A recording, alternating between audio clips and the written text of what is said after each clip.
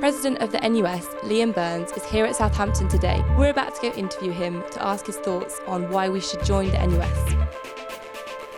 But legitimate question to ask, you've been out for 10 years, do you want to come back into NUS or not? The reasons why I'd say you should come back in are twofold. One, because what we do fundamentally is try and change students' lives. And when I say NUS, I mean all students' unions across the country that are in membership.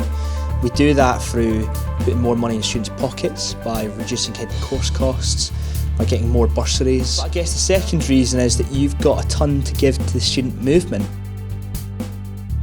You don't shop at Amazon if you don't have Spotify, if you don't take part in a cinema deal, all that sort of stuff, then don't buy the card because it doesn't make sense. Of those who do buy cards, our research shows on average people save about £200. Really important thing to remember is, in terms of the splits of where that money goes, the majority of it goes back to your students' union.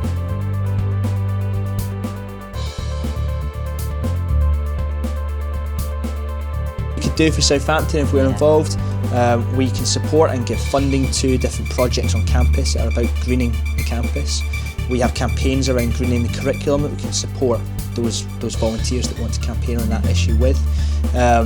We've got a hell of a lot and are putting in more funding bids where we plan to give the money back to students' unions to carry out that work. So yeah, plenty of stuff you can get involved in. That's great.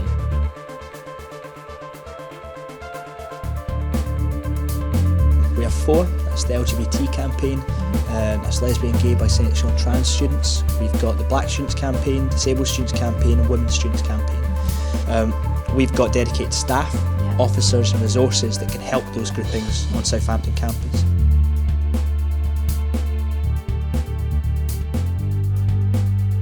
The purpose of NUS, the reason we exist, is that student unions have said we want to make change on a national level, but it makes no sense at all for us to all go off on our own, try and do it individually, not being on our campus, instead of pooling resource and making sure we have capacity to do it. Do things like millions of pounds back into bursaries, 50 million saved for student parents, 180 million U-turn on what is now the new EMA. All these things I think are good things and things that students on your campus will say, yeah, do you know what, I do want an organisation who's trying to think about how we reduce the amount of hidden course costs that we've got. Students' Union still stays completely independent. In fact, ironically, you're more independent in membership than you are out of it because you can tell me what to do.